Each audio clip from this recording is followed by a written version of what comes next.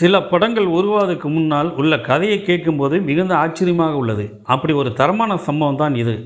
1962 தேர்தல் சமயத்தில் கதையாசிரியர் ரவீந்திரனுடன் தேர்தல் பிரச்சாரத்துக்கு எம்ஜிஆர் காரில் சென்று கொண்டிருந்தார். கும்புடிப்பூண்டிக்கு பக்கத்தில் ஒரு பிரதான ரயில்வே கேட்டு ஒன்று இருந்தது. அந்த கேட்டை மூடுனா அவளை எளிதில் திறக்க மாட்டாங்க. அந்த கேட்டை மூடும்போது எம்ஜிஆருடைய காரும் அங்கு நின்றது. அவரது காரின் எண் பலருக்கும் தெரியும் என்பதால் ரசிகர்கள் அங்கு சூழ்ந்து விட்டனர். அப்போது தனக்கு முன்னால் நிற்கும் காரை எம்ஜிஆர் பார்க்கிறார்.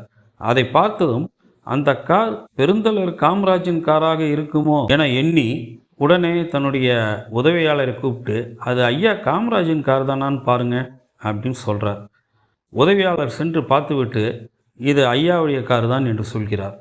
உடனே அவசரமாக காரில் இருந்து இறங்கி அங்கு போய் காமராஜரை பார்த்து வணக்கம் செலுத்துகிறார் எம்ஜிஆர்.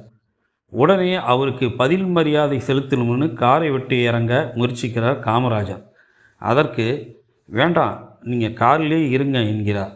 என்ன இப்படி தனியாக வாரீங்க, செக்யூரிட்டி கூட இல்லாமல்னு கேட்கிறார் எம்ஜிஆர்.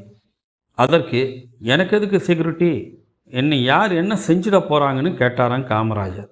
உடனே திரும்ப காருக்கு வந்ததும் எம்ஜிஆர் பக்கத்தில் இருந்த கதையாசிரியர் ரவீந்திரனை பார்த்து இப்படி சொன்னாராம், நமது அடுத்த படத்திற்கான கதை கிடைத்து விட்டது. காமராஜர் ஐயா தான் கதாநாயகன். எந்த சவாலும் இல்லாமல் இடிப்பிலை வாளும் இல்லாமல் எந்த அரசன் நாட்டை சுற்றி வருகிறானோ அவன்தான் உண்மையான அரசன். இதை அடிப்படையாக வைத்து ஒரு கதை எழுதுங்க அப்படின்னு சொன்னார். அதுதான் அரச கட்டளை படம். தகவலை பிரபல தயாரிப்பாளர் சித்ரா தெரிவித்துள்ளார். 1962 இந்த ஒன்லைன் கதை உருவானது. அரச கட்டளை திரைப்படம் 1967 எம்ஜி சக்கரபாணி இயக்கி வெளிவந்தது. படத்துக்கு இசையமைத்தவர் KV மகாதேவன். பாடல்கள் எல்லாம் சூப்பர் ஹிட். எம்ஜிஆர், சரோஜாதேவி, ஜெயலலிதா உட்பட பலர் நடித்துள்ளனர்.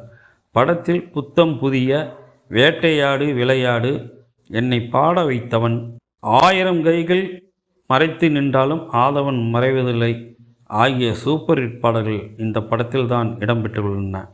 வெளியீட்டு இடங்களெல்லாம் படம் 100 நாட்களை தாண்டி வெற்றி அடைந்தது.